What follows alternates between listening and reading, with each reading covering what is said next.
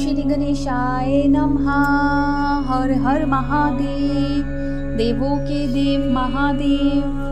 रुद्र संहिता प्रथम सृष्टि खंड। ऋषियों के प्रश्न के उत्तर में नारद ब्रह्मा संवाद की अवतारणा करते हुए सूत जी का उन्हें नारद मोह का सर्पंग प्रसंग सुनाना। काम विजय के गर्व से युक्त हुए नारद का शिव ब्रह्मा तथा विष्णु के पास जाकर अपने तप का प्रभाव बताना, जो विश्व की उत्पत्ति स्थिति और लय आदि के एकमात्र कारण है। गौरी गिरिराज कुमारी उमा के पति हैं, तत्वज्ञ हैं, जिनकी कीर्ति का कहीं अंत नहीं है, जो माया के आश्रय होकर भी उससे अत्यंत दूर है तथा जिनका स्वरूप अचिंत्य है। उन विमल बोध स्वरूप भगवान शिव को मैं प्रणाम करता हूँ। मैं स्वभाव से ही उन अनादि शांत स्वरूप एकमात्र पुरुषोत्तम शिव की वंदना करता हूँ, जो अपने माया से इस संपूर्ण विश्व की सृष्टि करके आकाश की भांति इसके भीतर और बाहर भी स्थित है। जैसा लोहा चुंबक से आकर्षित होकर उसके पास ही लटकता रहता है, उसी प्रकार ये सारे जगत सदा सब और जिसके आसपास ही भ्रमण करते हैं। जिन्होंने अपने से ही इस प्रपंच को रचने की विधि बताई थी, जो उसके भीतर अंतर्यामी रूप में विराजमान है तथा जिनका अपना स्वरूप अत्यंत गूढ़ है, उन भगवान शिव की मैं सादर वंदना करता हूँ।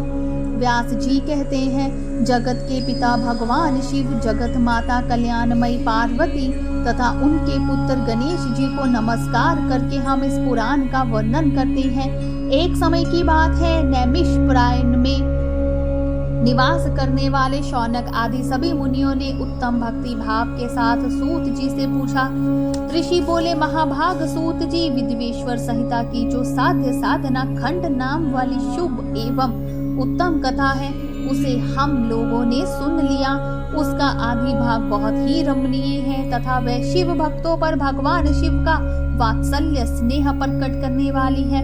विदान, अब आप भगवान शिव के परम उत्तम स्वरूप का वर्णन कीजिए, साथ ही शिव और पार्वती के दिव्य चरित्रों का पूर्ण रूप से श्रवण कराइए।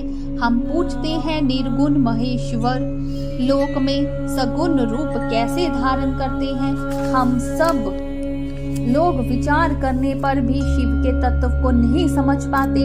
सृष्टि के पहले भगवान शिव किस प्रकार अपने स्वरूप में स्थित होते हैं, फिर सृष्टि के मध्य काल में वे भगवान किस तरह क्रीड़ा करते हुए सम्यक व्यवहार बर्ताव करते हैं, और सृष्टि कल्प का अंत होने पर वे महेश्वर देव किस रूप में स्थित रहते हैं।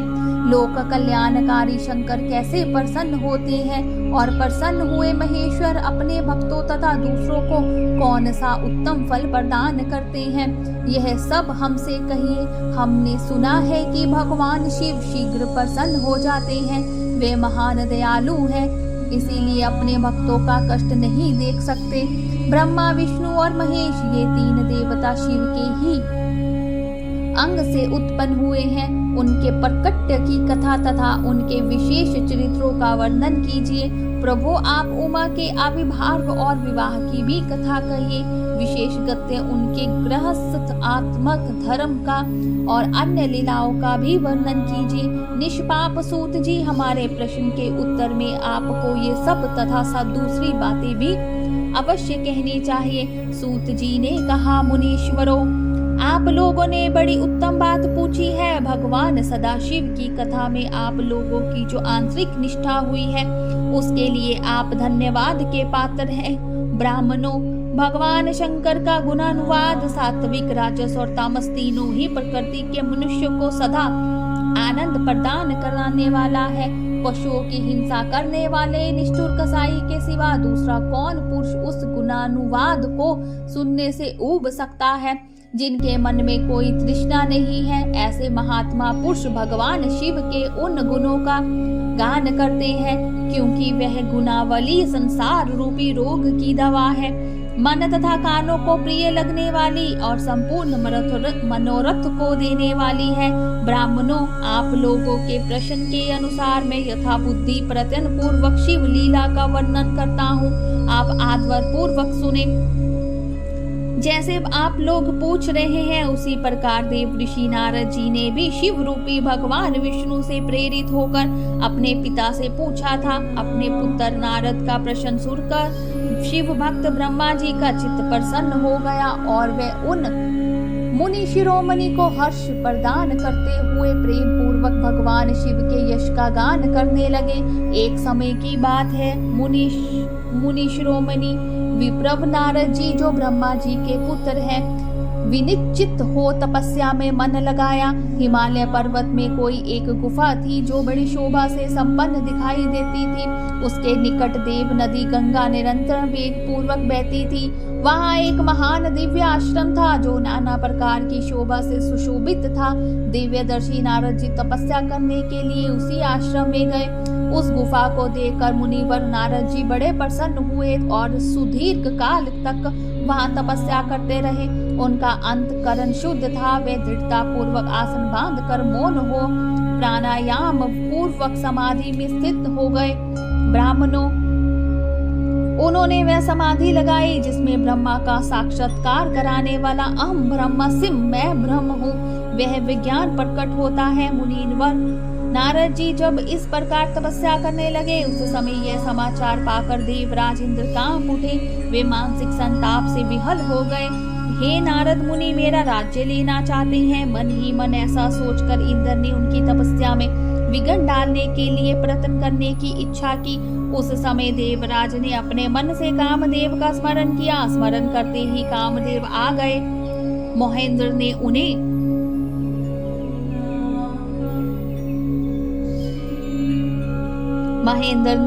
नारद जी की तपस्या में विघ्न डालने का आदेश दिया।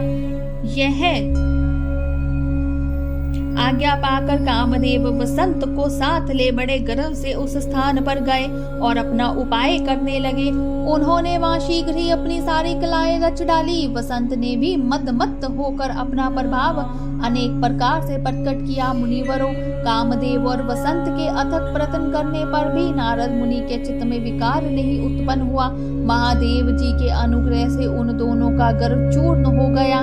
शौनक आदि महर्षियों, ऐसा होने में जो कारण था उसे आदर पूर्वक सुनो। महादेव जी की कृपा से ही नारद मुनि पर कामदेव का कोई प्रभाव नहीं पड़ा। पहले उसी आश्रम में काम शत्रु भगवान शिव ने उत्तम तपस्या की थी और वहीं उन्होंने मुनियों की तपस्या का नाश करने वाले कामदेव को शीघ्र ही भस्म कर डाला था। उस समय रति ने कामदेव को पूर्ण जीवित करने के लिए देवताओं से प्रार्थना की थी। तब देवताओं ने समस्त लोगों का कल्याण करने वाले भगवान शंकर से याचना की। उनके याचना करने पे वे बोले, देवताओं, कुछ समय व्यतीत होने के बाद कामदेव जीवित तो हो जाएंगे, परंतु यहाँ उनका कोई उपाय नहीं चल सकेगा। अमरगण वहाँ खड़े होकर लोग चारों ओर जितनी दूर तक की भूमि को नेत्र से देख पाते हैं वहां तक कामदेव के बाणों का प्रभाव नहीं चल सकेगा, इसमें संशय नहीं है। भगवान शंकर की इस उक्ति के अनुसार उस समय वहां नारद जी के प्रति कामदेव का निजी प्रभाव मिथ्या सिद्ध हुआ। वे शीघ्र ही स्वर्ग लोक में इंद्र के पास लौट गए। वहां कामदेव ने अपना सारा वृत्तांत और मुनि का प्रभाव कह सुनाया। तत्पश्चात इंद्र की आज्ञा से वे वसंत के साथ अपने स्थान को लौट गए। उस समय देवराज इंद्र को बड़ा विस्मय हुआ। उन्होंने नारद जी की भूरी भूरी प्रशंसा की, परंतु शिव की माया से मोहित होने के कारण वे उस पूर्ण वृत्तांत को स्मरण न कर सके। वास्तव में इस प्रकार के भीतर सभी प्राणियों के लिए शंभु की माया को जानना अत्यंत कठिन है। जिसने भगवान शिव के चरणों में अपने आप को समर्पित कर दिया, उस भक्त को छोड़कर शेष सारा जगत उनकी माया से मोहित हो जाता है। नारद जी भी भगवान शंकर की कृपा से वहां चिरकाल तक तपस्या में लगे रहे। जब उन्होंने अपनी तपस्या को पूर्ण हुई समझा, तब वे मुनि उससे विरत हो गए। कामदेव पर मेरी विजय हुई ऐसा मानकर उन मुनीश्वर के मन में व्यर्था ही गर्व हो गया। भगवान शिव की माया से मोहित होने के कारण उन्हें यथार्थ बात का ज्ञान नहीं रहा। वे यह नहीं समझ सके कि कामदेव के पराजित होने में भगवान शंकर का प्रभाव ही कारण है। उस माया से अत्यंत मोहित हो मुनि शिरोमणि नारद अपना काम विजय संबंधी वृतांत बताने के लिए तुरंत ही कैलाश पर्वत पर गए। उस समय वे विजय के मद से उन्मत्त हो रहे थे। वहां रुद्रदेव को नमस्कार करके गर्व से भरे हुए मुनि ने अपने आप को महात्मा मानकर तथा अपने ही प्रभाव से कामदेव पर अपनी विजय हुई समझकर उनसे सारा वृत्तांत कह सुनाया। वह सब सुनकर भक्त वत्सल्य भगवान शंकर ने नारद जी से जो अपनी शिव की ही माया से मोहित होने के कारण काम विजय के यथार्थ कारण को नहीं जानते थे और अपने विवेक को भी खो बैठे थे, कहा। रुद्र बोले, तात नारद तुम बड़े विद्वान हो, धन्यवाद के पात्र हो, परंतु मेरी ये एक बात ध्यान से सुनो। अब से फिर कभी ऐसी बात कहीं भी ना कहना, विशेषगत्या भगवान विष्णु के सामने इसकी चर्चा कभी ना करना। तुमने मुझसे अपना जो वृतांत बताया है उसे पूछने पर भी दूसरों के सामने ना कहना। यह सिद्धि संबंधी वृतांत स्वतः गुप्त रखने योग्य है, इसे कभी किसी पर प्रकट नहीं करना चाहिए। तुम मुझे विशेष प्रिय हो, इसीलिए अधिक जोर देकर मैं तुम्हें ये शिक्षा देता हूँ और इसे ना कहने की आज्ञा देता हूँ, क्योंकि तुम भगवान विष्णु के भक्त हो और उनके भक्त होते हुए ही मेरे अत्यंत अनुगामी हो। इस प्रकार बहुत कुछ कहकर संसार की सृष्टि करने वाले भगवान रुद्र ने नारद जी को शिक्षा दी। अपने वृतांत को गुप्त रखने के लिए उन्हें समझाया बुझाया, परंतु वे तो शिव के माया से मोहित थे, इसीलिए उन्होंने उनकी दी हुई शिक्षा को तुरंत अपने लिए हितकार नहीं माना। तदनंतर मुनि शिरोमणि नारद ब्रह्मलोक में गए।